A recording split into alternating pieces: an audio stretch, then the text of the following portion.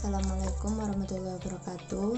Kami dari kelompok 7 yang beranggotakan saya Cynthia Anggreni Setiawan, Isna Haryani, dan Noval Fadila Putra akan mempresentasikan bab manajemen proyek mata kuliah Manajemen Operasional 2. Dosen pengampu Ibu Aleria Irma Hatneni, SEMM, kelas M3. Apa sih proyek dan manajemen proyek itu? Secara umum, proyek adalah rencana pekerjaan dengan suatu target pencapaian tertentu yang diselesaikan dalam rentang waktu tertentu. Sedangkan manajemen proyek adalah suatu pendekatan atau metode untuk mengelola suatu proyek dengan efektif dan efisien. Sistem ini hadir sebagai perangkat untuk membantu mengelola kegiatan-kegiatan yang berbentuk proyek. Apa saja tujuan manajemen proyek? Yang pertama adalah mengelola resiko. Resiko bisa saja mengganggu keberlangsungan proyek, namun bukan berarti tidak bisa dikelola. Dengan adanya manajemen proyek, dapat mengatasi resiko yang mungkin terjadi. Yang kedua adalah memaksimalkan potensi tim. Karena kualitas sumber daya manusia juga mengambil peran penting dalam pelaksanaan proyek. Yang ketiga, menciptakan perencanaan yang tepat. Tujuan manajemen proyek itu sendiri adalah mengarahkan pada perencanaan yang tepat dengan mencakup proses awal hingga akhir yang pastinya memaksimalkan kualitas. Yang keempat adalah memanfaatkan peluang. Manajemen proyek membantu mengelola sebuah peluang untuk dimanfaatkan bagi perkembangan perusahaan tanpa mengurangi nilai utama yang ingin dicapai oleh perusahaan. Yang kelima, mengelola integrasi.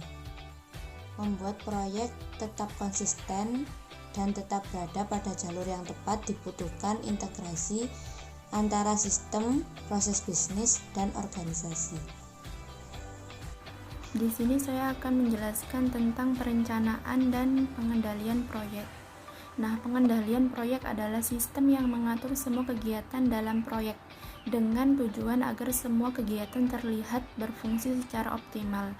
Nah, sedangkan perencanaan adalah untuk menjembatani antara langkah yang diambil dengan sasaran yang akan diraih sesuai dengan tujuan tertentu. Selanjutnya yaitu fungsi perencanaan. Fungsi yang pertama yaitu menentukan tujuan. Tujuan organisasi atau perusahaan dapat diartikan sebagai pedoman yang memberikan arah gerak segala kegiatan yang akan dilakukan. Nah, fungsi kedua yaitu menentukan sasaran. Sasaran adalah titik tertentu yang perlu dicapai apabila organisasi tersebut ingin tercapai tujuannya. Selanjutnya yaitu mengkaji posisi awal terhadap tujuan. Dimaksudkan untuk mengetahui sejauh mana kesiapan organisasi pada saat awal terhadap sasaran yang telah ada. Nah, selanjutnya yaitu memilih alternatif. Proses ini terdiri dari penetapan langkah terbaik yang mungkin dapat dilaksanakan setelah memperhatikan berbagai batasan, kemudian menyusunnya menjadi urutan dan rangkaian menuju sasaran dan tujuan.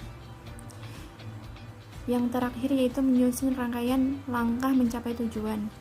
Proses ini terdiri dari penetapan langkah yang mungkin dapat dilaksanakan setelah memperhatikan berbagai batasan, kemudian menyusunnya menjadi urutan dan rangkaian menuju sasaran dan tujuan. Selanjutnya yaitu unsur-unsur perencanaan. Yang pertama, jadwal. Jadwal adalah penjabaran perencanaan proyek yang menjadi urutan langkah-langkah kegiatan yang sistematis untuk mencapai tujuan. Nah, yang kedua yaitu perkiraan.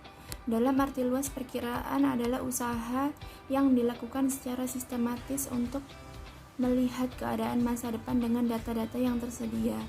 Tujuan dari perkiraan adalah memberikan informasi untuk dipakai sebagai salah satu dasar perencanaan dan pengendalian. Selanjutnya yaitu sasaran. Sasaran adalah tujuan yang spesifik di mana semua kegiatan diarahkan dan diusahakan untuk mencapainya. Terdapat 3 sasaran penting proyek, yaitu yang pertama jadwal, kedua anggaran, dan yang terakhir adalah mutu. Kemudian kebijakan dan prosedur. Tidak berlebihan jika dikatakan bahwa kebijakan dan prosedur memegang peranan penting dalam penyelenggaraan suatu kegiatan, yaitu merupakan alat komunikasi yang diharapkan dapat mengatur, mengkoordinir, dan menyatukan arah gerakan kegiatan yang akan dilakukan. Yang terakhir adalah anggaran. Suatu anggaran menunjukkan penggunaan dana untuk melaksanakan kegiatan dalam kurun waktu tertentu.